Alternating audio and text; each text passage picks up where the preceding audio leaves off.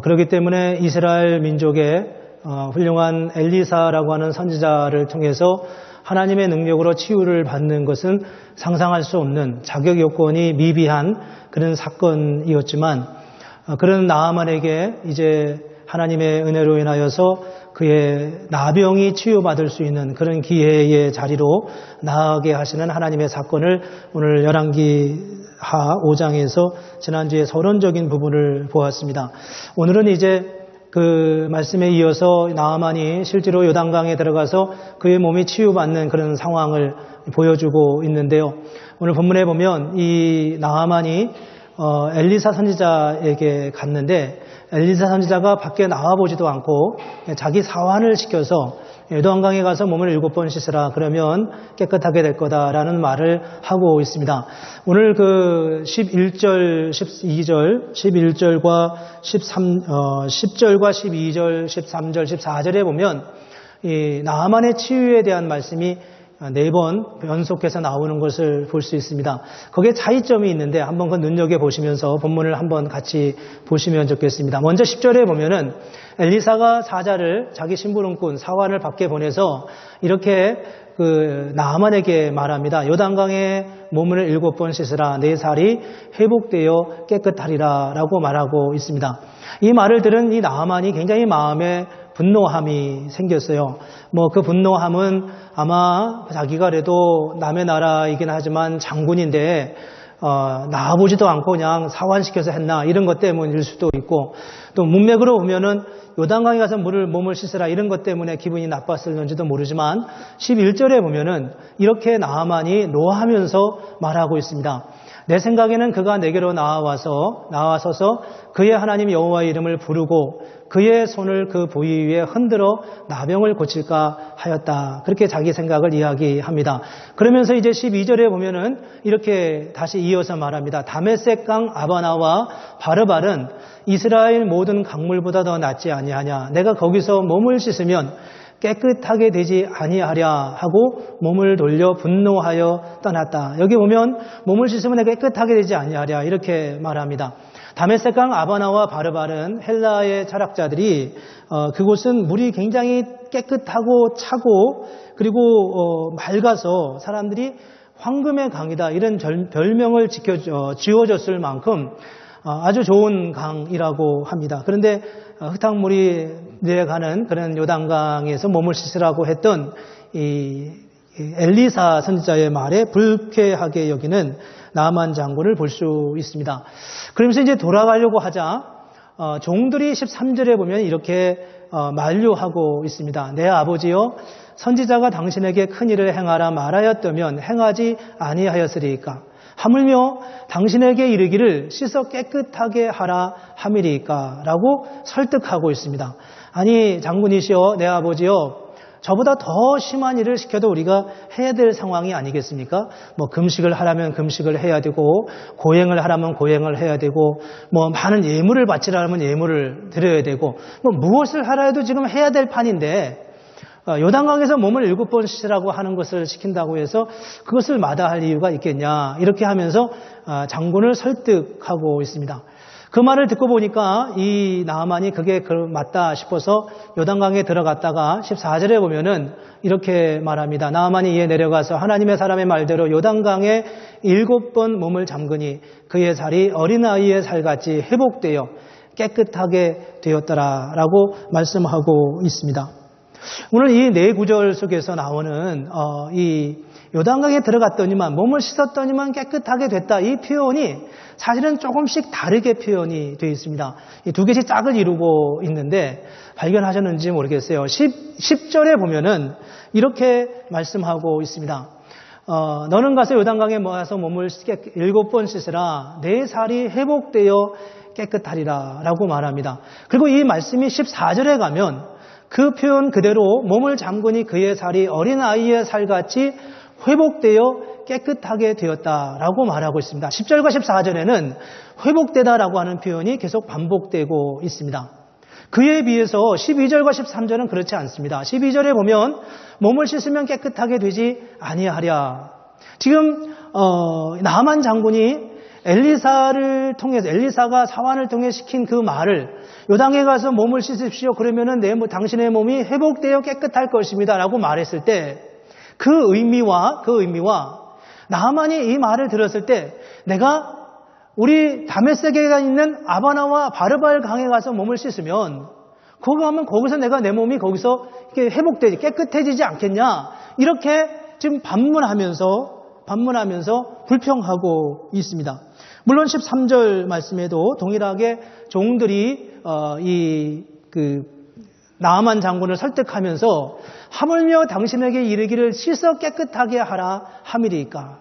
저기 말에 뭐가 빠졌냐 하면 회복되다라고 하는 말이 빠져 있습니다. 즉 이 말의 의미는 이 지금 나아만이 말하고 있는 것과 요단강에 들어가는 의미와 엘리사 선지자가 요단강에 들어가라고 하는 목적이 굉장히 다르다는 것을 보여주고 있습니다. 우리가 알다시피 엘리사가 사건의 정화 전체를 우리가 알다시피 엘리사가 나아만에게 요단강에서 몸을 씻으라라고 말했을 때 그 의미는 그렇게 몸에 들어가서 씻을 때 당신의 몸이 완전하게 깨끗하게 될 것을 회복될 것을 얘기하고 그리고 기대하고 보장하면서 그 말을 하고 있는 거예요. 근데 이 나아만 장군은 내가 바나바와 아르발 강에 가서 몸을 씻는다고 한들 내 몸이 깨끗해지지 않겠느냐라고 말할 때 그 말의 의미는 깨끗해지는, 회복되는, 완전하게 나병을 나는, 치유하는 회복이 아니라 그야말로 자기 몸에 나병이 나가지고 이 진물이 나오고 썩어져가는 내 몸에 그 더러운 물들을 빼는 그런 류의 깨끗함을 지금 기대하고 생각하고 이 말을 하고 있다는 것입니다. 이 말의 차이 속에서 우리는 복음과 율법의 차이를 알게 돼요. 복음이란 무엇이냐 하면 앞서 말씀드린 것처럼 복음이란 하나님께서 자격 없는 자에게 대가를 요구하지 않고 하나님이 거저 주시는 것이라고 말했습니다. 아람 나라 장수 나하만이 한 번도 이스라엘 땅에 보태준 것도 없고 잘한 것도 없어요. 이제까지 적대적 관계 안에 있었던 그런 나라의 장군이 이스라엘에 왔습니다. 이제 그 나라의 그 유명한 그 능력 있는 엘리사라고 하는 선지자를 통해서 자기 나병을 고치려고 하는 거예요. 자기는 아무런 자격이 없습니다. 혹시 나하만 장군이 혹시 엘리사 선지자가 무엇이라도 요구한다면 자기는 그 값을 지불하면서 그 일을 하려고 생각하는 거예요. 그렇게 했을 때 그가 기대했던 것은 무엇이었습니까? 이 엘리사 선지자가 가서 그 몸을 담그고 깨끗하게 하라라고 말했을 때 그 말의 의미는 이 나하만이 생각했을 때는 내 몸을 씻고 돌아오라는 거구나 이렇게 생각했다는 겁니다. 치과에 가면 우리가 일을 한 번 더 헹구고 씻고 가는 것처럼 의사 선생님을 만나게 될 때 우리는 의사 선생님을 만나기 전에 먼저 가운을 입는 것처럼 마치 그런 예비적인 작업인 것처럼 그렇게 요단강에 들어가는 것을 그렇게 생각하고 있었다는 거예요. 그러나 사실 엘리사가 그에게 그것을 요구할 때는 그 과정을 통해서 그의 몸이, 그의 전신이 깨끗해지는 하나님의 완전한 치유를 기대하고 있었다는 겁니다. 이 둘 사이의 복음과 율법이 보여주는 엄청난 차이가 이 안에 있습니다. 복음이란 무엇이냐면 자격 없는 자에게 대가를 요구하지 않고 주시는 하나님의 구원의 사건입니다. 우리가 주님께 구원을 요구하지 않았는데 2000년 전에 이미 하나님께서 당신의 아들 예수 그리스도를 이 땅에 보내셔서 우리에게 구원의 길을 열어주셨던 그 하나님의 사랑처럼 하나님은 우리에게 어떤 대가를 요구하지 않고 그렇게 그 길을 인도하시고 그런 하나님의 은혜를 주시는 것이 하나님의 사랑이고 하나님의 은총이었습니다. 하지만 이런 복음에 대한 것은 사실 우리에게는 굉장히 어색한 일입니다. 본문에서도 그렇게 나와 있는데 나하만이 엘리사에게 왔는데 나아보지도 않고 그냥 사환을 보내서 하는 말이 요단강에 가서 몸을 7번 씻으라 내 살이 회복되어 깨끗하리라 하는 말을 어떻게 우리가 나하만이 완전한 회복의 과정으로 받아들일 수 있겠습니까? 우리는 이 땅에 살면서 이런 은혜를 그렇게 맛본 적이 별로 없어요. 우리는 이 땅에 살면서 이렇게 무조건적인 하나님의 사랑을 받아본 적이 없습니다. 그래서 우리는 어떤 일이 우리에게 벌어지냐 하면 우리가 예수를 믿을 때도 뭔가 여기에 바라는 바가 있을 거다 이렇게 자꾸 생각한다는 거예요. 나하만 장군에게 엘리사 선지자가 가서 몸을 씻으라라고 말했을 때 이 말은 아마도 뭔가 그 다음 단계가 있을 거야 라고 말하는 거예요. 그래서 분명히 이 엘리사는 뭐라고 말하냐 하면 너는 가서 요단강에서 몸을 7번 씻으라 내 살이 회복되어 깨끗하리라 라고 말하고 있는데 이 말이 엘리사 선지자의 이 나만 장군에서 다시 반복될 때는 거기서 가장 중요한 단어가 지금 빠진 채 반복되고 있다는 거예요. 내가 지금 다메섹강 아바나와 바르바르에서 내 몸을 씻으면 깨끗하게 되지 않겠느냐. 가장 중요한 회복되어라고 하는 말이 자기도 모르게 빠질 수밖에 없는 상황에 놓여지게 된다는 거예요. 자기가 원하지 않는 자기 생각에 기대치 않았던 것은 귀에 들려줄 수 없는 상황이 되어지고 있습니다. 믿음이 없으면 구원을 받지 못한다. 믿음이 없으면 받아들이지 못한다고 하는 것은 마치 그와 같은 이치에 놓여져 있습니다. 그런 상황은 종들도 동일한 거예요. 가장 중요한 회복에 대한 말씀이 빠진 채 반복돼서 내 입에서 또 나가고 있어요. 그러면서 나는 지금 엘리사 선지자가 하고 있는 말을 정확하게 이해하고 있다고 생각하고 있는 거죠. 그런 면에서 우리는 많은 경우 하나님의 사건과 하나님의 구원의 역사에 대해서 참 많이 이해하지 못할 때가 많이 있습니다. 복음을 모르면 생각이 다르고 생각이 다르면 복음의 선포가 들려질 수 없게 됩니다. 복음에 대한 전이해가 없으면 아무리 어떤 말을 해도 그 말이 내 속에 들어와서 내 생각 속에서 다시 뒤틀어져서 내가 원하는 내가 생각하는 내 생각의 사고방식으로 그 말이 다시 재해석돼서 나가게 된다는 거죠. 요단강에 몸을 7번 씻으라 내 살이 회복되어 깨끗하리라라고 하는 말이 왜 이렇게 바뀔 수밖에 없고 그 바뀌어진 말이 그에게는 그대로 적용될 수밖에 없는 상황에 놓여 있습니다.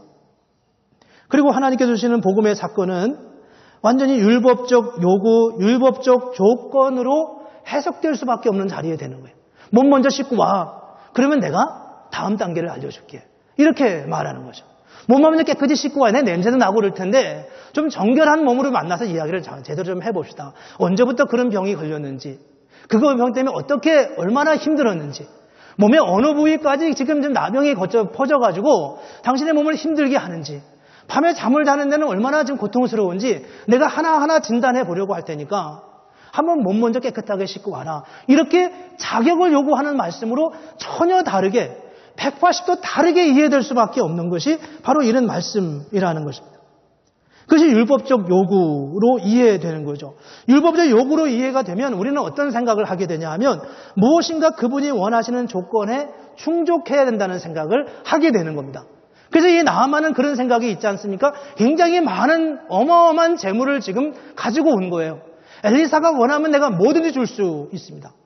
어떤 면에서 자기가 필요한 존재가 아니라 나는 줄 수 있는 마음으로 좀 가능한 기죽지 않고 엘리사 선지자를 통해서 내가 치유를 받고 돌아가고 싶은 그런 마음이 지금 엘리사에게 있는 거죠. 그래서 예수님이 이런 말씀을 하시지 않습니까? 심령이 가난한 자는 복이 있나니 천국이 저희 것이며, 누가복음에는 이 말씀을 이렇게 설명합니다. 너희 가난한 자는 복이 있나니 하나님의 나라가 너희 것이며. 저 말씀의 의미가 무엇일까요? 가난하다고 하는 말의 의미가 뭡니까? 가난하다고 하는 말의 의미는 줄 게 없는 사람들입니다. 내놓을 게 없는 사람이에요. 그냥 하나님의 사랑이 아니면 나는 그냥 여기서 죽을 수밖에 없는 그런 존재입니다. 하우 다저씨의 부름을 받아서 주인이 1시간밖에 남지 않은 시간에 나를 일꾼으로 쓰시는 하나 주님의 그 주인의 은혜가 너무 고마워서 그냥 내 있는 힘을 다해 1시간이지만 일을 하고 아무것도 안 줘도 아무 품삯을 주지 않아도 그냥 일한 것만으로 내가 감사하고 일한 것만으로도 기뻐할 수 있는 그런 존재, 그런 사람의 멘탈리티가 어떤 사람에게 있겠습니까? 그것은 바로 가난한 자가 가지고 있는 마음이라는 겁니다. 가난한 자가 내놓을 게 없는 사람의 마음이죠. 이게 바로 성경에서 말씀하고 있는 성경 전체를 관통하고 있는 구원의 사건입니다. 아담과 하와가 범죄했을 때 가죽옷을 지어 입히는 그 순간부터 시작해서 모든 상황은, 모든 하나님의 구원의 사건은 이렇게 이루어졌다는 겁니다. 그런데 문제는 뭐냐 하면 하나님의 구원의 행위가 우리에게 던져지면 우리 안에서 왜곡된 채 그 말씀이 이해된다는 겁니다. 하나님께서 사랑과 절대적 구원의 의지를 가지고 인간을 구원하심에도 불구하고 그 구원의 선포가 인간에게 들려질 때 그 말씀은 율법적인 틀로 왜곡돼서 우리의 귀에 들려진다는 거예요. 어떤 대가를 요구하는 것처럼 그렇게 느껴지는 거죠. 완전한 구원이 아니라 어떤 구원을 위한 전조 단계로 이해하게 되는 겁니다. 창세기 2장 25절에 보면 아주 재미있는 흥미로운 말씀이 있습니다. 거기 하나님께서 아담과 하와를 지으신 다음에 이렇게 말씀했어요. 두 사람이 벌거벗었으나 부끄러워하지 아니하니라. 근데 3장에 가면 아담과 하와가 범죄하지 않습니까? 3장 10절에 가면 이렇게 말씀합니다. 하나님이 아담과 하와를 부르니까 아담이 이렇게 나와서 대답합니다. 내가 동산에서 하나님의 소리를 듣고 내가 벗었으므로 두려워하여 숨었나이다 라고 말합니다. 2장에서는 아담과 그의 아내 두 사람이 벌거벗었으나 부끄러워하지 않았다 이렇게 말씀하고 있는데 3장에 가면 내가 벗었으므로 두려워하여 숨었다 이렇게 말씀하고 있습니다. 하나의 동일한 상황에 대해서 인간이 두 가지로 반응하는 거예요. 첫 번째는 아무것도 벗었음에도 불구하고 부끄러움이 없었습니다. 아무런 당당했어요. 내가 거칠 게 없었습니다. 그러나 또 한순간에는 벗었기 때문에 두려워하여 숨을 수밖에 없는 자리에 놓여 있습니다. 오늘 우리는 어떤 삶의 자리에 놓여 있습니까? 제가 저의 개인사를 성도님이 다 알지 못하지만 설령 다 안다 하더라도 그게 무슨 문제겠어요? 그래서 저는 목회자의 삶의 관점을 목사는 요리집에 사는 것 같다 이렇게 생각해요. 요리집에 사는 것 같다.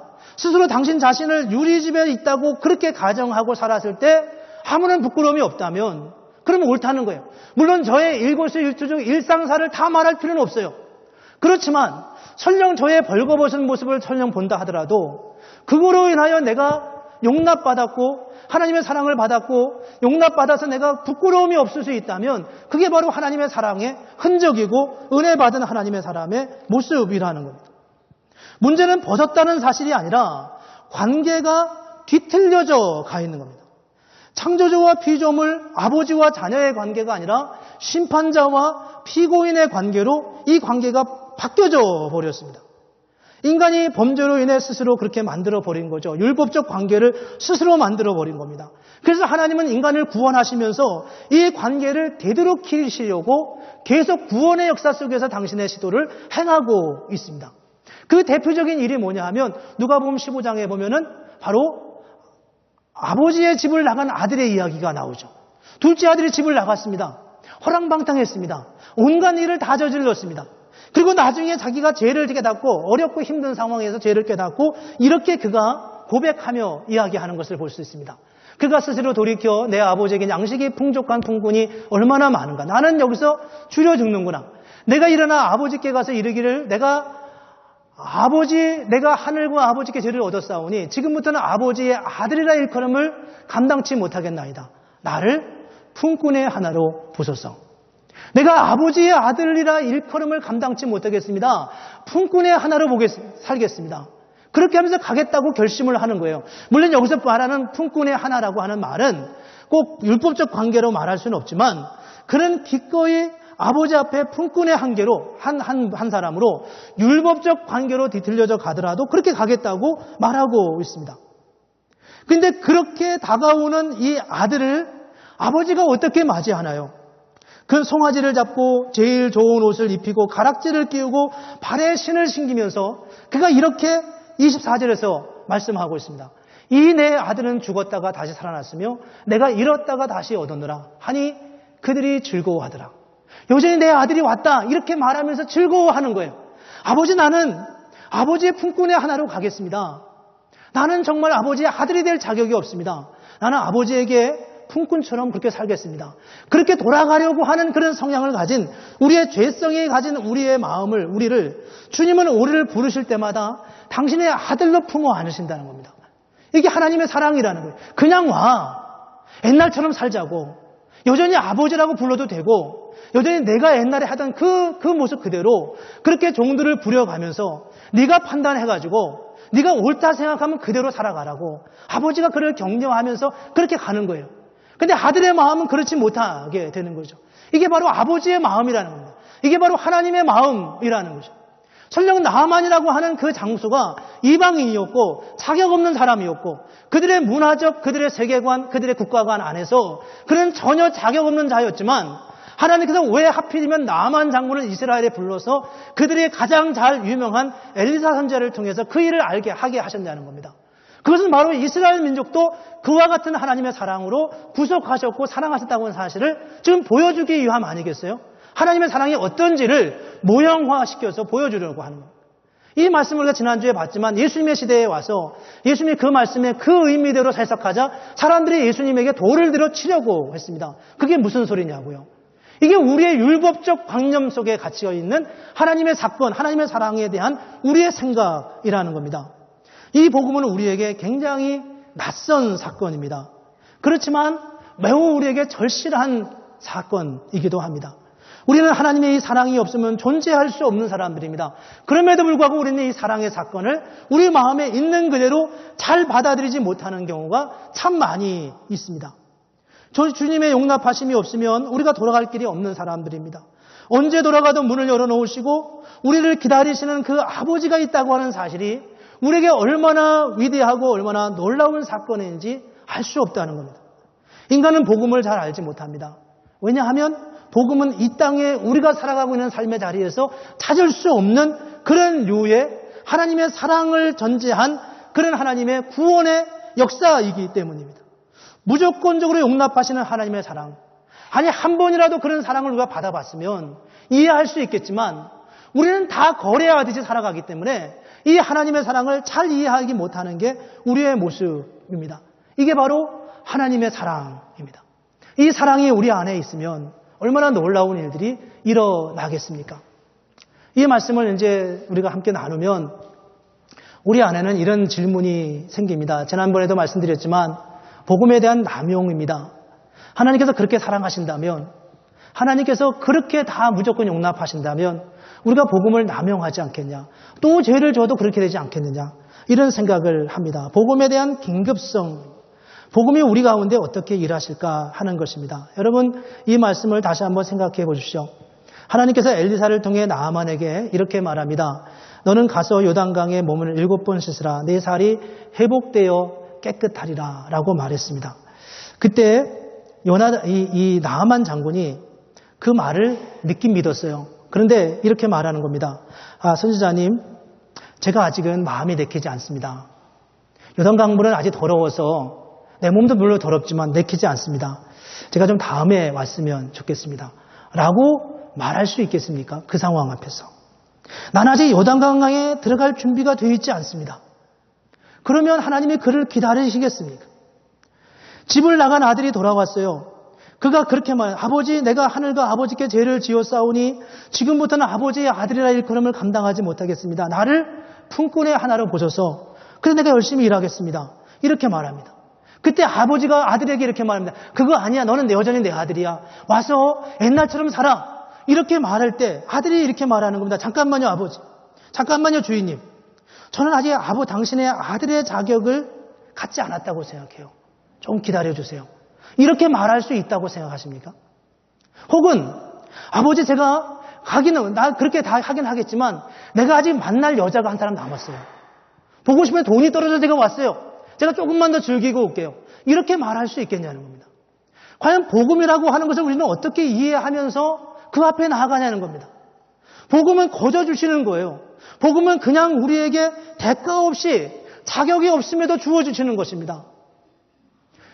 남의 나라 아람 나라의 장수 나아만이 와가지고 내가 이렇게 남의 나라에 가가지고 혹 포로로 잡혀갈지도 모르는데 아니 내 목이 달려날지도 모르는 상황인데 그래도 어쨌든 내 몸을 살려야 되겠다는 마음으로 엘리사에게 찾아갔습니다. 엘리사가 요단강에 가서 몸을 씻으라고 했는데 그게 불쾌한 거예요.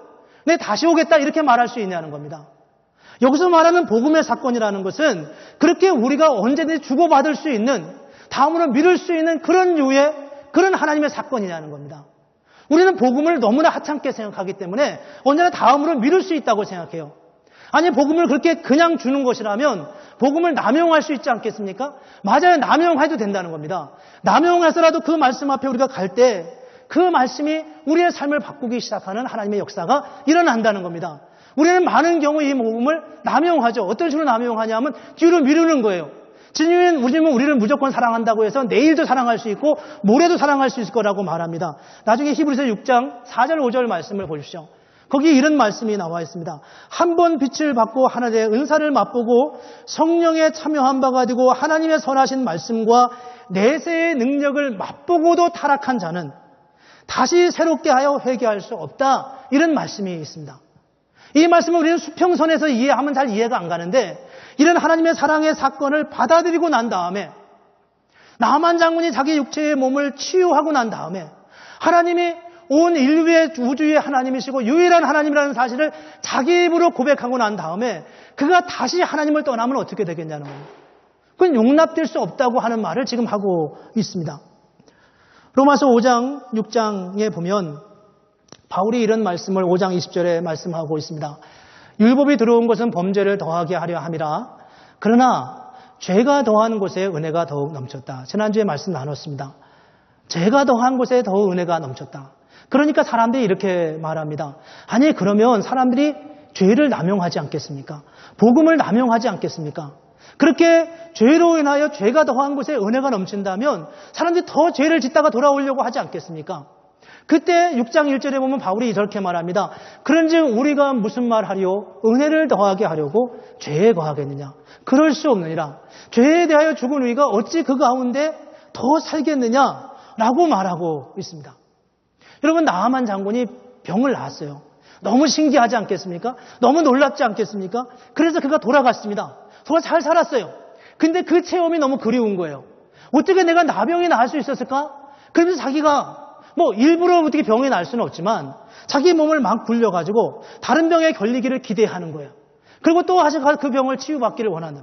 그럴 수 있냐는 겁니다. 하나님의 복음의 사건은 그럴 수 없다는 겁니다. 하나님의 복음의 사건은 남용될 수 없다고 하는 것이 하나님의 사건입니다. 그래서 고린도후서 6장에 보면은, 고린도후서 5장에 보면은 이런 말씀이 있습니다. 제가 그런 준비를 못했는데요. 거기 5장 17절에 보면 이렇게 말씀해요. 그런즉 누구든지 그리스도 안에 있으면 새로운 피조물이라.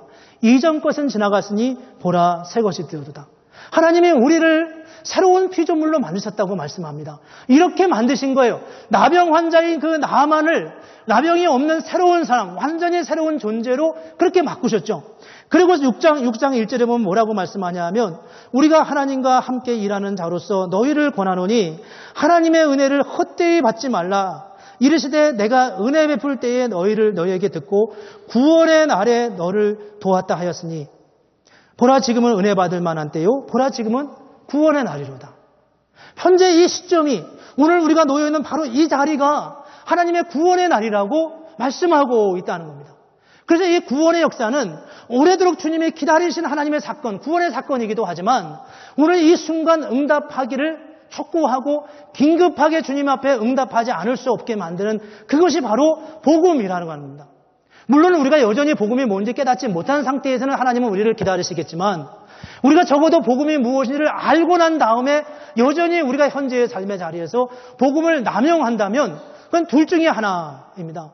하나님 여전히 복음을 율법적 사고로 이해하고 있는 거죠. 나아만이 그 요단강에서 이렇게 들어가서 몸을 씻으라 그러면 회복되어 깨끗하리라라고 말하지만 이런 경우가 있었다고 하시죠. 누군가가 아주 기발한 정말 좋은 온천을 발견했습니다. 정말 거기에 들어가는 사람은 정말 치유가 되는 거예요. 그래서 누가 그걸 개발했습니다. 그리고 거기에 개발하고 아주 비싼 값으로 냈어요. 그래서 누군가가 자기 몸에 질병이 있어서 나도 한번 가야지 하고서 티켓을 샀습니다. 비싼 값으로. 그런 사람은 꼭 오늘 가지 않아도 되는 거예요. 내가 시간 될 때 가면 되는 거죠. 그러나 누군가가 나는 저 돈 평생 내가 벌어도 나는 저 돈 모아서 저기 가지 못해. 이렇게 생각하는데 어느 날 광고가 붙었습니다. 언제는 한번 프리라고요. 공짜라고요. 그러면 그때 가야 되겠습니까? 안 가야겠습니까? 우리는 이런 유의 복음 앞에 지금 서 있는 거예요. 하나님의 복음은 우리 힘으로는 감당할 수 없는 그런 하나님의 놀라운 구원의 역사 앞에 우리를 부르신 것이 바로 하나님의 사건입니다. 이런 구원의 사건 앞에, 이런 복음의 사건 앞에 우리가 어떻게 응답해야 하겠습니까? 오늘 본문에 보면 13절에 이 나아만의 종들이 이렇게 말합니다. 그 종들이 나와서 말하여 이르되 내 아버지여 선지자가 당신에게 큰 일을 행하라 말하였다면 행하지 아니하였으리까? 하물며 당신에게 이르기를 씻어 깨끗하게 하라 함이리까? 아직 이 종들도 요단강에 들어가서 무슨 일이 일어날지 아직 모르고 있습니다. 아직 무슨 일이 일어나지 모르는 거예요. 믿음이 아직 없는 거예요. 그러나 이 종들은 적어도 이 말에 순종해야 된다고 생각하고 있습니다. 순종이란 이해되기 전에 하는 게 순종 아니겠어요? 순종이란 우리가 주님의 그 놀라운 구원의 사건을 다 알지 못해요. 아직은 우리가 그 구원의 사건을 다 누리지 못했어요. 그 구원의 사건이 얼마나 광대한지, 얼마나 놀라운지 우리는 다 알지 못해요. 그러나 우리가 아는 바대로는 적어도 엘리사 선지자의 말에 들어야 될 것 같다는 생각은 이 종들이 했던 겁니다. 그래서 비록 힘들지만, 생각이 잘 안 맞지만, 그럼에도 불구하고 그 말씀 앞에 순종을 권유하고 있는 이 종들의 모습을 볼 수 있습니다. 우리가 어떻게 하나님의 뜻을 다 알 수 있겠습니까? 그러나 우리는 그 말에 순종할 수 있다는 겁니다. 우리가 어떻게 하나님의 그 엄청난 그 경의와 그 뜻과 그 엄청난 역사를 우리가 어떻게 알 수 있겠어요? 그러나 그럼에도 불구하고 우리는 그 뜻에 순종하기를 결단하고 나아가는 겁니다. 그렇게 하는 사람들에게 하나님의 역사가 놀랍게 일어나는 거죠. 300명의 불과 소수의 군사를 이끌고 전투장에 나갔던 기드온이 미디안이라고 하는 3만이 넘는 군사들과 싸워 이겼던 것처럼 말이죠. 마리아가 자기가 처녀의 몸임에도 불구하고 목숨을 다해서 주님이 부르신 그 부름의 상 앞에 나아가면서 자기 몸에 태아가 생기는, 아이가 생기는 거에 대해서 받아들였던 것처럼 말이죠. 그것이 바로 하나님의 구원의 역사 앞에 우리가 서야 할 하나님의 우리의 자세라는 것입니다. 또 하나 우리가 여기서 생각해야 할 것은 하나님의 이 놀라운 역사에 함께 동참하는 것입니다.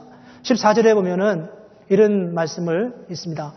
나아만이 이에 내려가 하나님의 사람의 말대로 요단강에 7번 몸을 잠그니 그의 살이 어린아이의 살같이 회복되어 깨끗하게 되었더라. 한 가지 질문을 드리겠습니다. 저 나아만 장군이 요단강에 들어갔다 오는 것은 나아만 장군의 치유를 위한 조건입니까? 아니면 아닙니까? 저게 조건입니까? 아닙니까? 조건이라고 하면은 어떤 결과가 나오냐 하면 저게 들어갔기 때문에 되는 거예요. 들어간 그 행위 자체가 나아만을 치유하게 된 거죠. 다르게 표현하면 이런 표현입니다. 아버지와 아들 사이에 집을 나간 아들이 돌아왔습니다. 아버지가 아들에게 그렇게 말하는 겁니다. 내 아들로 다시 살아라 이렇게 말합니다. 아들이 아버지께로 돌아왔기 때문에 그의 신분이 회복된 것입니까? 아니면 아들이 아버지에게 돌아오기 이전에도 아버지의 마음속에는 여전히 그가 당신의 아들이었습니까? 여전히 그는 당신의 아들이었어요. 그 아들은 아버지의 마음에는 여전히 당신의 아들이었죠. 나아만을 고치는 것은 나아만이 이미 남의 나라 아람 나라에서 장수로 있을 때조차도 하나님의 계획 안에 있었다는 겁니다. 그 계획 안에. 그러면 나아만이 들어와서 요단강에 몸을 담그는 것은 무슨 일일까요? 그것은 바로 하나님의 역사에 참여하는 것입니다. 하나님이 하나님이 열어놓으신 그 잔치상에 우리로 하여금 참여케 하셔서 그 영광을 누리게 하시는 하나님의 역사에 우리를 초대하시고 이끌어 가시는 하나님의 역사라는 것입니다. 나아만이 요단강에 들어가는 행위는 나병 치유를 위한 조건이 아니라 하나님께서 그를 치유하시는 과정에 함께 참여하는 이 나아만의 영광이고 특권이라는 겁니다. 하나님은 우리를 위해서 구원의 계획을 준비해 놓으셨습니다. 그래서 요단강에 발을 들여놓는 순간 강이 갈라지게 하셨고요. 나아만이 7번 요단강 물에 몸을 씻는 순간 나병이 치유되게 하셨고요. 아들이 아버지께로 돌아오는 순간 아버지를 여전히 아버지라 부를 수 있는 그런 특권이 있어진 것입니다. 우리가 오늘 주님 앞에 예배 드립니다. 찬양도 하고 기도도 하고요. 말씀도 듣고 교제도 하고 이런 시간들을 우리가 갖습니다.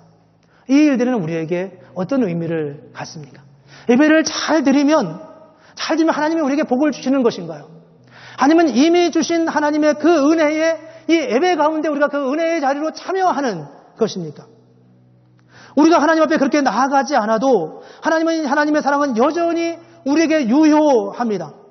하나님은 여전히 우리를 사랑하십니다. 그러나 하나님은 우리를 그렇게 부르시면서 우리로 하여금 그 사랑의 자리에 참여하도록 우리를 부르시고 이끌어 가시는 하나님의 사랑. 이 복음적 사건 앞에 어떻게 우리가 거부할 수 있겠냐? 이게 지금 바울의 항변입니다. 어떻게 우리가 그 복음을 남용할 수 있겠냐는 겁니다.